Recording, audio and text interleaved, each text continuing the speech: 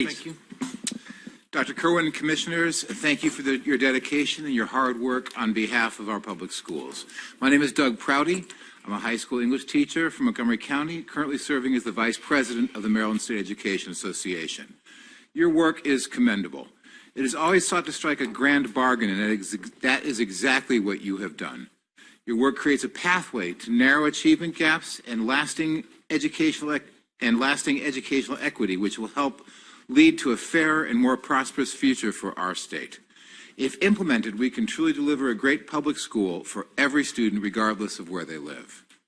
Realizing your recommendations will also better position Maryland to recruit businesses and attract entrepreneurs as our economy expands and our students fill the jobs of the future. We also appreciate how this entire report relies on strong accountability and trust in educators and students to build a stronger system for the future of our state.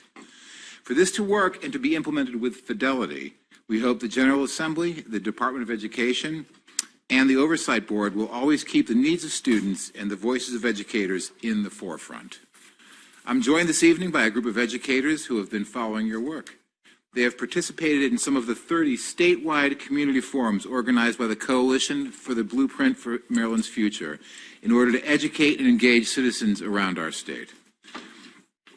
We've seen a lot of excitement and public support for the blueprint and the promise of a better public education system. On behalf of MSEA, I urge the Commission to cast an affirmative vote on the adoption of the proposed funding formula and final recommendations so that Governor Hogan and the General Assembly have a clear mandate to act in the 2020 legislative session. Our kids can't wait any longer. Thank you very much for your time and attention. Thank you. Next, please. I'll go next. Chairman Kirwan and Commissioners, thank you for the chance to share my thoughts with you tonight. My name is Julian Scrivens. I'm a 6th grade language arts teacher in Charles County at Maryland Middle School, which is where I've been for the first 5 years of my early career. I love my job, and I'm passionate about having more people who look like me working and teaching in our schools. To that end, I'm here tonight to voice my support for the work of the Commission, particularly related to Policy Area 2. I think this policy area reflects a lot of important goals related to recruiting and retaining diverse and high-quality educators in our schools. And if we're going to recruit diverse, high-quality educators who are prepared to teach in our state, we will need to rely on the exceptional teacher preparation programs here in Maryland, especially those found at our HBCUs.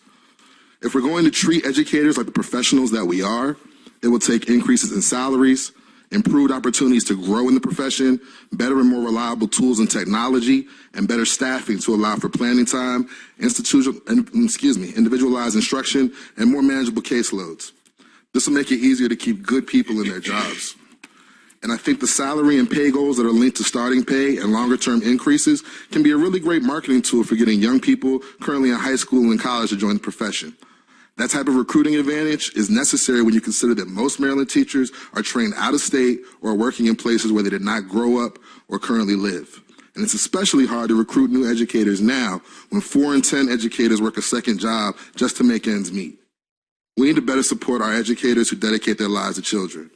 I urge your positive vote and continue action to improve salaries, expand staffing, and elevate the profession that I love. Thank you. Thank you. Chairman Kirwan and Commissioners, my name is Maria Eligio, and I am an ESOL paraprofessional at Woodlawn High School, and I love my job. It is a dream come true to help the ESOL community, and I am passionate about seeing our kids succeed. Our school has at least 150 ESOL students, many of whom have 0 English skills, and I am the only ESOL paraprofessional. Last week, among many other tasks, I helped 10 students write their first essay for an English 10 final assignment. One student said to me, "If you were not here, I would be sleeping because I cannot understand anything." I felt proud to be able to give him the opportunity that he deserves. Unfortunately, at Woodlawn that day, there were more than 10 ESOL students who were writing an essay for a final grade. Because of inadequate staffing, all those other students didn't have anyone like me to help them. We are failing at giving our students an equal opportunity. They feel discouraged when they walk into class, which is not prepared to serve them efficiently. This leads to truancy issues and high dropout rates. Sadly, my story and circumstances are not unique, but I do see great hope in your recommendations. Specifically, I want to encourage the additional per pupil funding for students who are English language learners. I also support the proposal related to hiring 15,000 new educators to support improved workloads for me and my colleagues. I hope you understand that recommendation is a goal for me as a paraprofessional and not just a recommendation for new teachers. Paras can provide immediate support and individualized instruction. We are a critical part of schools, and I hope as the General Assembly acts on your final report that they remember to keep salaries and working conditions in mind for support staff too. It is critical to adopt your recommendations. It will make a difference for my students. Thank you for letting me share tonight. Thank you. Next. Good evening, Dr. Kirwan, members of the commission. My name is Teresa Mitchell Dudley, and I'm a middle school social studies and science teacher. And I'm also president of the Prince George's County Educators Association, and I represent the more than 10,000 educators in Prince George's County.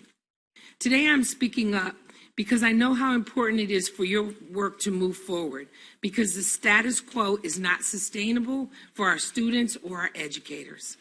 The long-term underfunding and inequitable funding of our schools is undermining our state's future, particularly for students in poverty. Prince George's County has over almost 70% of our students are living in poverty, receiving free or reduced lunch. All of our students, no matter their zip code, are Maryland's children. Thankfully, your work recognizes this.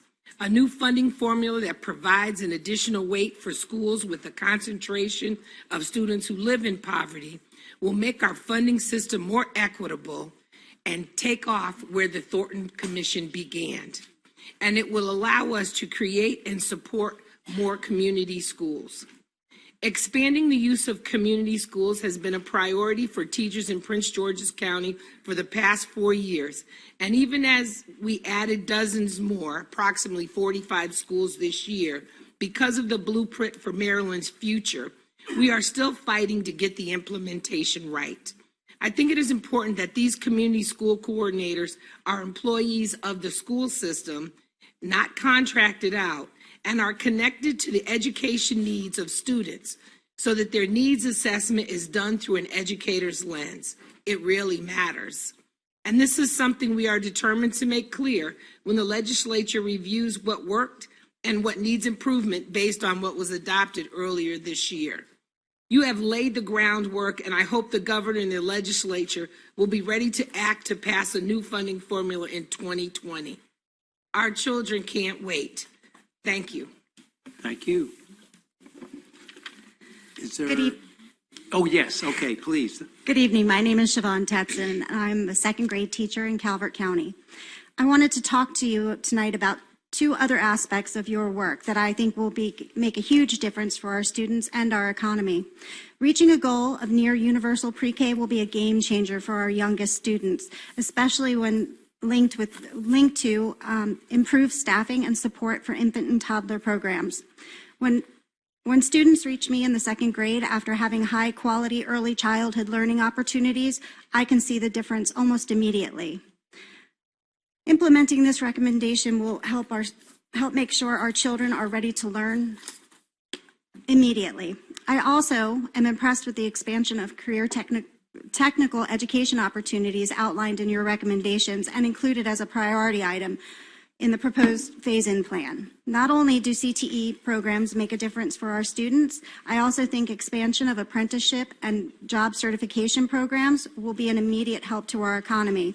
A high school diploma will mean more than it ever has, and some of our hard-to-staff jobs will find an immediate workforce. Like my colleagues, I thank you for your service, and I urge a positive vote to ensure that our kids don't have to wait any longer for policy and funding recommendations that will ensure they are ready to learn and ready to work. Thank you. Thank you.